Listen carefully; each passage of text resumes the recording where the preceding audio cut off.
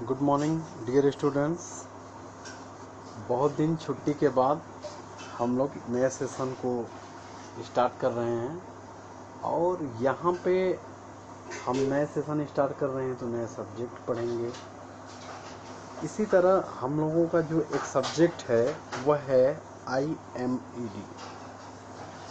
I for industrial, M for management, E for entrepreneurship, D for development. अर्थात कहने का हमारे मतलब है जो ये आपका सब्जेक्ट है, यह सब्जेक्ट आपका औद्योगिक प्रबंध एवं उद्यमिता विकास है। यानी औद्योगिक को हम किस तरह से उसका डेवलप कर सकते हैं और उसको उत्थान करके उसका हम कैसे विकास कर सकते हैं, ये सब सारी बातें मैनेजमेंट के थ्रू करेंगे। यानी प्रबंध के थ्रू हम सारी चीज़ों को करेंगे। औद्योगिक का विकास, औद्योगिक का जो विकास है उस विकास को डेवलप करने के लिए प्रबंध बहुत ही अति आवश्यक है। उद्यमिक मतलब क्या होता है? उद्यमिक मतलब क्या? उसको उठा के विकास करना, उनको इंक्रीज करना, ना कि डिक्रीज करना, यानी उनकी वृद्धि करना। तो यही हमारा एक चैप्टर है, आपका प्रबंध का सिद्धांत क्या होता है। और ये जो पूरी बुक है आपकी वो है IMED, औद्योगिक प्रबंध एवं उद्यमिता का विकास। औद्योगिक प्रबंध एक ऐसी कला है जिसके थ्रू हम क्या कर सकते हैं, किसी चीज को मैनेजमेंट कर सकते हैं। विदाउट मैनेजमेंट हम किसी भी कला को, बिना मैनेजमेंट किए हम किसी भी चीज को एक्सट्रैक्ट नहीं कर सकते, ना ही उसका हम विकास कर सकते हैं। जब तक हम प्रबंध नहीं करेंगे किसी चीज का, उस जीवन में हमारे उसका विकास कभी नहीं हो सकता। जैसे हम एग्जाम्पल मान लीजिए, आपको कल कॉलेज आना है, ठीक, क्लासेस तो अभी स्टार्ट ही हो रही हैं, आपको कॉलेज आना है। अगर आपको कॉलेज आना है तो पूर्व अनुमान अपने दिमाग से अगर ना सोचें कि हमें कल उठना इतने टाइम पे भोजन बनाना है, इतने टाइम पे हमें खाना खाना है, इतने टाइम से समय से हमें कॉलेज पहुंचना है, जब तक आप अपना मैनेजमेंट नहीं करेंगे तब तक आप कभी भी कॉलेज पहुंच नहीं सकते। तो प्रबंध हमारे जीवन में बहुत ही महत्वपूर्ण है। वो चाहे हमारे पढ़ाई से रिलेटेड हो, चाहे हमारे स्टडी से रिलेटेड हो, चाहे हमारे दैनिक जीवन से रिलेटेड हो। अर्थात बिना मैनेजमेंट किए किसी चीज का उत्थान नहीं हो सकता, यानी उद्यमिता उसे हम नहीं कर सकते, उनका विकास नहीं कर सकते। तो हम इंडस्ट्रियल मैनेजमेंट में ये सारी बातें पढ़ेंगे कि कैसे किसी चीज का उत्थान करें और उनको विकास में कैसे लाएं, उनका विकास कैसे करें। वो चाहे किसी भी धार्मिक संस्थान हो या व्यवसायिक संस्थान हो या औद्योगिक हो, बिना मैनेजमेंट में किसी का कुछ नहीं कर सकता। बिना मैनेजमेंट का उनका विकास में कदाचित नहीं कर सकता। देखो, मैनेजमेंट एक ऐसी युक्ति है या ऐसा कला है, ऐसी साइंस है कि बिना पढ़े उसका हम किसी चीज का विकास नहीं कर सकते। आपका जब मैनेजमेंट ही नहीं सही होगा तो आप किसी चीज का विकास क्या करेंगे? और आपके लिए समस्याएं हो जाएंगी, बहुत सारी समस्याएं होंगी। आप जब उसके बारे में सोचेंगे ही नहीं, उसके बारे में करेंगे ही नहीं, तो जाहिर सी बात है कि जितनी भी काम है आपका वो सारा क्या होगा, पेंडिंग होगा, समय से नहीं होगा। तो जो आज करना है उसे कल करोगे आप। ये सब सारा किसका इफेक्ट है? मैनेजमेंट का है। आप मैनेजमेंट जितना अच्छे से अपने आप को कर सकते हो उतने ही ज्यादा आप विकास कर सकते हो किसी चीज के लिए। तो उसी तरह आपका ये है औद्योगिक प्रबंध एवं उद्यमिता विकास। तो इनमें आपका बहुत सारे चैप्टर हैं जिनके बारे में हमें अध्ययन करना है। तो बच्चों, आपको समझ में आया कि नहीं? Industrial management, entrepreneurship, development. अर्थात आई फॉर, फिर से हम रिपीट करते हैं एक बार, I for industrial, M for management, E for entrepreneurship, D for development. अर्थात औद्योगिक प्रबंध एवं उद्यमिता विकास।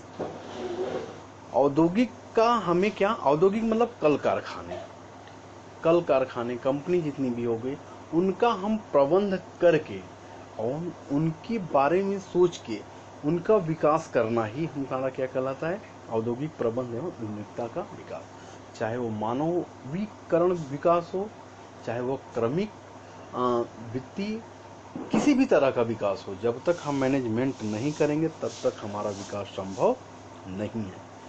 तो इसी तरह बच्चों हम आते हैं नेक्स्ट चैप्टर का कंटेंट्स आपको बताते हैं कि इस चैप्टर में क्या क्या है, अर्थात विषय सूची क्या क्या हमें पढ़ना है।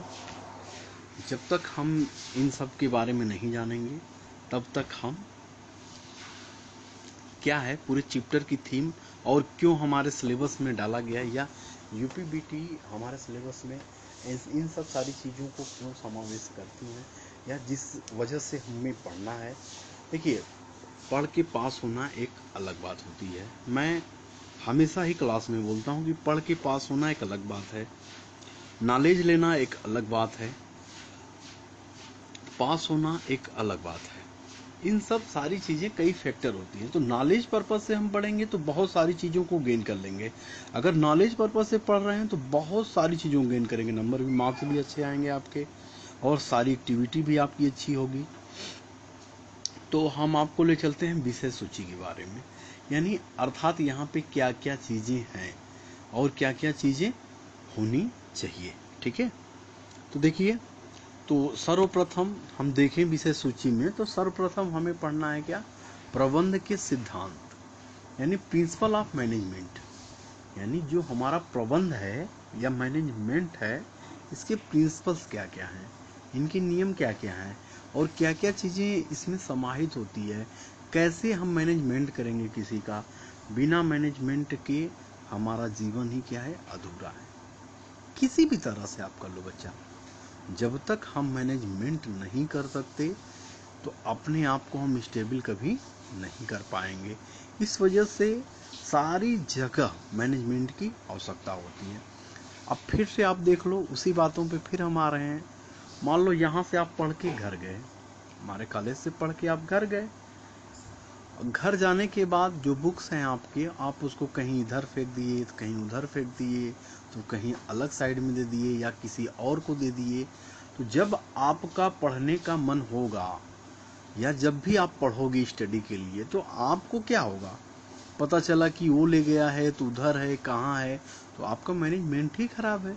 जब आपका मैनेजमेंट ही खराब है तो आप उसका विकास कभी नहीं कर सकते। बहुत ज़्यादा समस्याएं आएंगी आपको, सारी जगह एक्सक्यूज देते रह जाओगे कि ये है तो वैसे है तो ऐसे है, तो ये नहीं हुआ तो वो नहीं हुआ। तो ये सब मैनेजमेंट की कमी है। जब तक कहीं पे मैनेजमेंट नहीं होगा ढंग से, तब तक उस चीज़ का विकास नहीं हो सकता। तो फर्स्ट चैप्टर में हम पढ़ेंगे प्रबंध के सिद्धांत क्या है। इन चैप्टर में देखिए बहुत सारी चीज़ें आती हैं, प्रबंध किस लेवल पे हो रहा है या प्रबंध का स्तर क्या है, किनके द्वारा वो प्रबंध हो रहा है। और देखिए जैसे शीर्ष हो गया, निम्न हो गया, इन सब क्रम में हम क्या करते हैं, प्रबंध को मैनेज करते हैं। प्रबंधन जहाँ पे होगा या कहीं पे जो संस्थान होगी, उनको चलाने के लिए कई सारे टर्मिनोलॉजी लगती हैं। जैसे मैनेजमेंट तो मोस्ट इम्पॉर्टेंट, मैनेजमेंट बिना कोई काम नहीं हो सकता। साथ ही साथ क्या होता है, एडमिनिस्ट्रेशन होता है, यानी प्रशासनिक। अगर मैनेजमेंट हो रहा है वहाँ प्रशासन नहीं है तो भी मैनेजमेंट नहीं हो सकता। उसी के साथ आता है ऑर्गेनाइजेशन।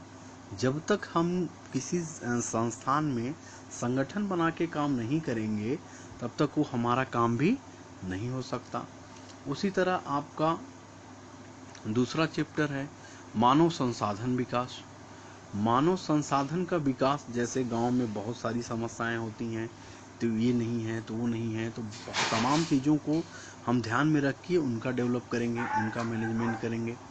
उसी तरह तीसरा है आपका मानवीय एवं औद्योगिक प्रबंध, ह्यूमन एंड इंडस्ट्रियल रिलेशनशिप। यानी ऐसा हमें मैनेजमेंट करना है कि जो मानवीकरण है एवं औद्योगिक संबंध है, उनका रिलेशन हमारे और उनके बीच में बना रहे। फिर चौथा है कार्मिक प्रबंध या सेवी वर्गीय प्रबंध। इनको भी ध्यान में रख के हमें सारा मैनेजमेंट करना है। पांचवा आपका हो गया वित्तीय प्रबंधन। तो फाइनेंशियल मैनेजमेंट जो होता है, देखिए फाइनेंशियल मैनेजमेंट बिना इसके कोई काम होने वाला है नहीं। तो इनको भी मैनेजमेंट हम करेंगे, जितना भी हमारा डाटा है उनको बनाएंगे और उनका भी हम मैनेजमेंट करेंगे। छठवां चैप्टर आएगी, छठवां चैप्टर है आपका स्कंद सामग्री या पदार्थ प्रबंधन, मटेरियल मैनेजमेंट। जैसे सारी चीज, चाहे वो कल कारखाने हो, औद्योगिक हो, चाहे कोई कंपनी हो, जितनी भी कंपनी है वो सब मटेरियल बेस्ड ही है। जब तक हमारे पास कच्चा माल नहीं आएगा, आयात निर्यात कच्चे मालों का नहीं होगा, तब तक हम किसी भी चीज का प्रोडक्शन नहीं कर सकते। तब तक हम किसी भी चीज का प्रोडक्शन नहीं कर सकते। क्यों नहीं कर सकते? क्योंकि जब हमारे पास कच्चा माल ही नहीं रहेगा तो हम किस चीज का प्रोडक्शन करेंगे? किसी चीज का नहीं कर सकते, जो हमारे लिए क्या होता है, बहुत ही समस्याएं करता है। इस वजह से हम स्कंद सामग्री एवं प्रबंध का मैनेजमेंट करते हैं। जैसे मान लीजिए कोई ट्रक ड्राइवर है, वो हमारा कच्चा माल बॉम्बे से लेके गोवा जा रहा है, या बॉम्बे से लेके आपका दिल्ली आ रहा है। तो जब बॉम्बे से दिल्ली आ रहा है या कहीं पे भी जा रहा है, अब उसको समय का पता ही नहीं है। हमने माल मंगाया कि भाई कल 18 तारीख को हमारा माल आ जाना चाहिए, 18 अक्टूबर तक हमारा माल आ जाना चाहिए। अब वो बंदा कर क्या रहा है, 18 अक्टूबर को न करके वो एक सप्ताह लेट करके आ रहा है। तो क्या होगा, हमारा जो माल उसमें होगा वो भी खराब होगा और बहुत सारी समस्याएं होंगी, हमारे वर्कर्स भी बैठेंगे। तो क्या है, मैनेजमेंट सही नहीं है। तो हमको आयात निर्यात पे भी बहुत विशेष ध्यान देना पड़ता है। अब देखिए नेक्स्ट आता है आपका क्या, श्रम औद्योगिक तथा कर कानूनी। श्रम औद्योगिकी तथा कर कानूनी, यानी देखिए लेबर इंडस्ट्री में और टैक्स लॉ जो भी हैं, इनकी थ्रू हम जितना भी काम कराते हैं। जैसे हम साइट पे गए किसी पे, तो हम इंजीनियर हैं, तो हमारे अंडर में बहुत सारे लोग होंगे, लेबर्स होंगे, सुपरवाइजर होगा, पर्यवेक्षक, सुपरवाइजर मतलब पर्यवेक्षक, लेबर मतलब श्रमिक, तो सब लोग होंगे। तो हम उनके अकॉर्डिंग अगर काम ना करें, उनकी बहुत सारी समस्याएं हैं, उनको ना सुने, उनकी मैनेजमेंट ना करें, तो भी हमारा काम ठप होगा। तो इन सब सारी चीज़ों का हमें क्या करना पड़ता है, समावेश करना पड़ता है अकॉर्डिंग टू मैनेजमेंट। जब तक इनकी समस्याओं को हम नहीं सुनेंगे, करेंगे नहीं, तब तक हमारा वर्क भी ढंग से नहीं हो सकता। बहुत सारी चीज़ें होती हैं जिनको इफेक्ट में रख के हम सारे काम को करते हैं। लेबर्स हैं हमारे साइट पे काम कर रहे हैं, समय से उनका हम भुगतान ना कराएं, तो भी क्या होगा, उनकी समस्याएं होंगी, बहुत तरीके की समस्याएं होंगी। क्योंकि उन्हीं काम से उनका क्या होता है, पालन पोषण भी होता है, सारी चीज़ें। तो इन सब चीज़ों को भी हमारे माइंड में सोचना चाहिए या देखना चाहिए। जब तक हम सारी चीज़ों का मैनेजमेंट ढंग से नहीं करेंगे, तब तक हमारा वर्क जो है, एक अचीव विकास उसका अच्छे से नहीं हो सकता।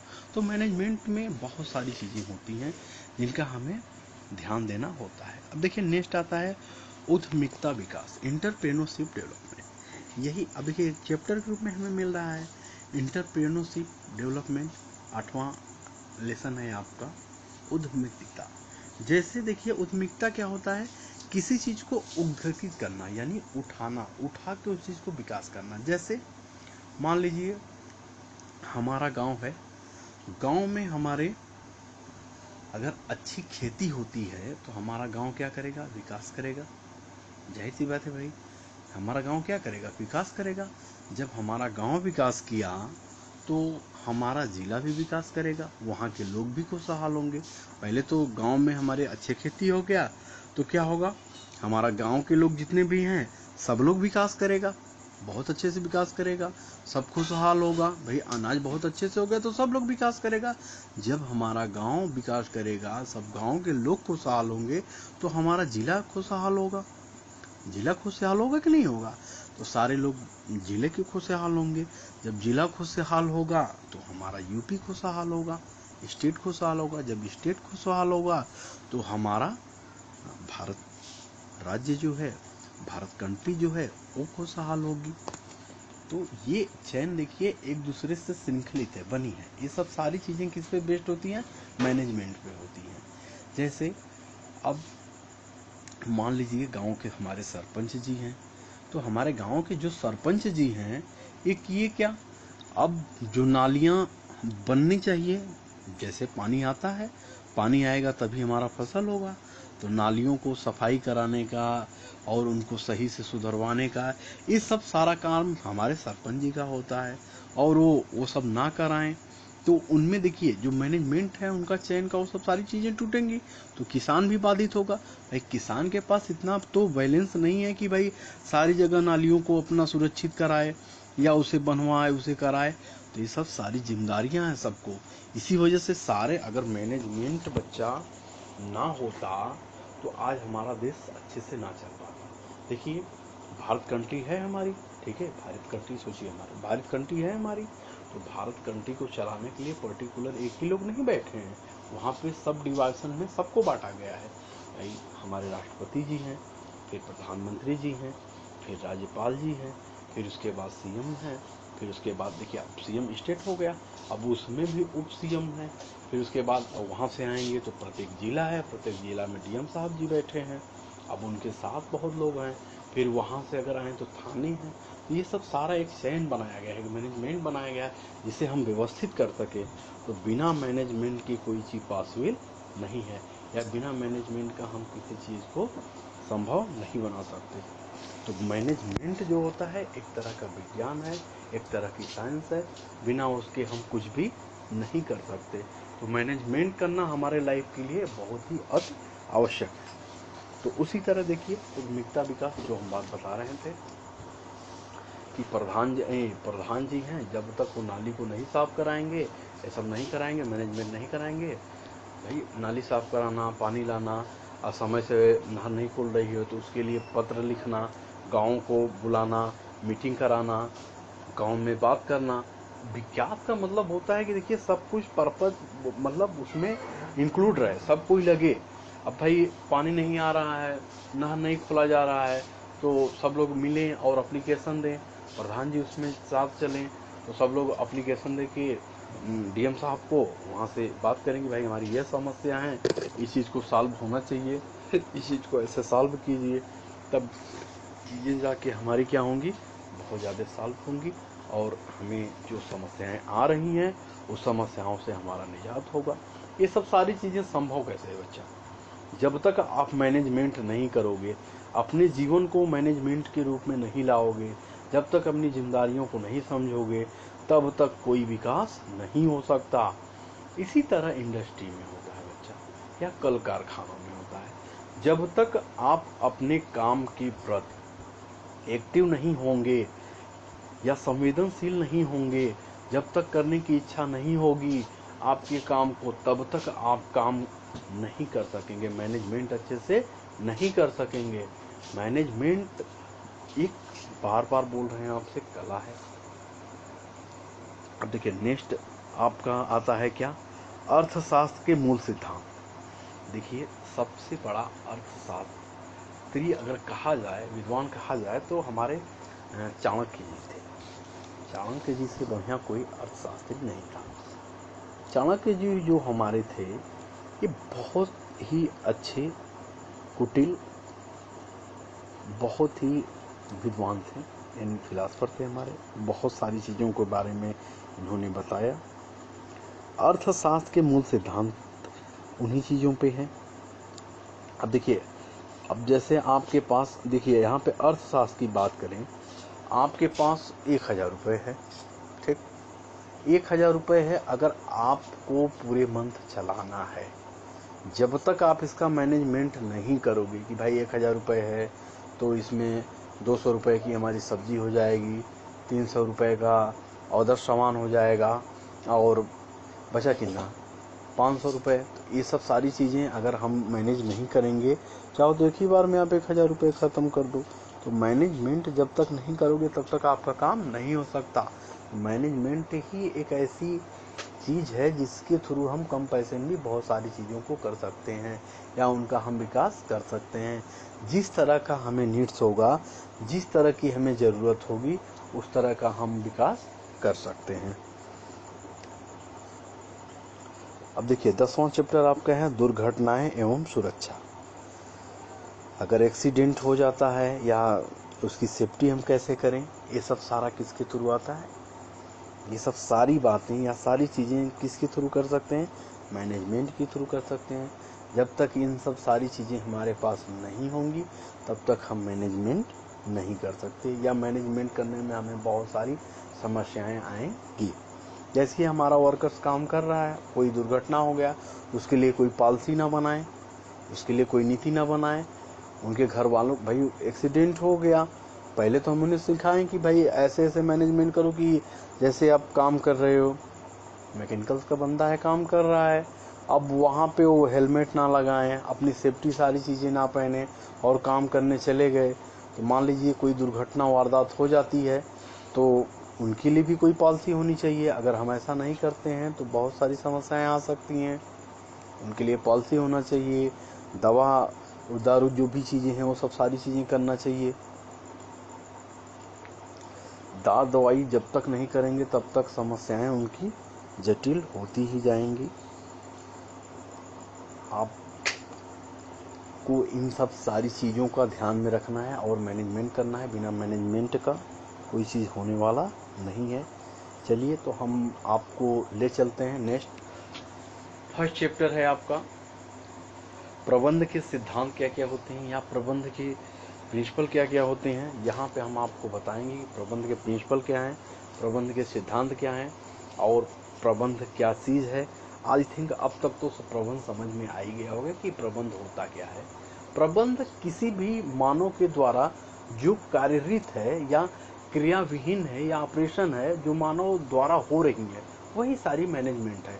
मैनेजमेंट का मतलब ये होता है सुसंबंधित या सुसंबंधित या उसे ढंग से करना, मैनेजमेंट करना अकॉर्डिंग टू टाइम या अकॉर्डिंग टू समय, या उनका ऑर्गेनाइजेशन करना या प्लानिंग करना, यही सारी चीज़ें मैनेजमेंट है। तो हम ले चलते हैं फर्स्ट चैप्टर में। आपको पहला चैप्टर है आपका प्रबंध के सिद्धांत। तो पहले चैप्टर में है प्रबंध के सिद्धांत, और यहाँ पे पहला आपका जो हेडिंग है वो है प्रबंध का आशय और इसकी परिभाषा। देखिए प्रबंध के बारे में तो हम बहुत सारा भी लेक्चर लिए, बहुत सारी चीज़ें बताएं आपको। अब हम आपको बताएंगे चैप्टर वाइज चीज़ें और इसमें क्या क्या है सारी चीज़ें। अभी तो हम देखिए विषय सूची के बारे में भी चर्चा कर लिए आपसे कि कितने क्या क्या चीज़ें पढ़ने हैं। जहाँ पे देखिए सारी बुक में मैनेजमेंट ही करना है, वो अलग अलग रूप में करना है। जैसा भी मैनेजमेंट होगा उनके बारे में हम लोग करेंगे और उनके बारे में हम बताएंगे। देखिए प्रबंध का आशय और इसकी परिभाषा।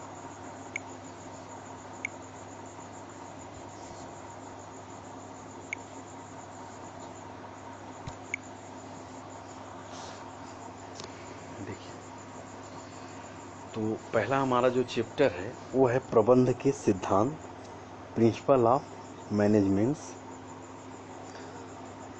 Principle of management.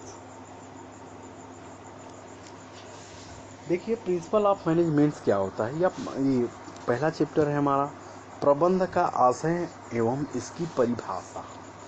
ठीक है, तो देखिए प्रबंध का मतलब क्या होता है। प्रबंध हम आपसे पहले भी बता चुके हैं, प्रबंध क्या है, एक कला है और एक विज्ञान भी है। प्रबंध जो होता है एक कला है और एक साइंस भी है। बहुत सारे जो हमारे विद्वान लोग थे उन्होंने बताया कि प्रबंध एक कला है।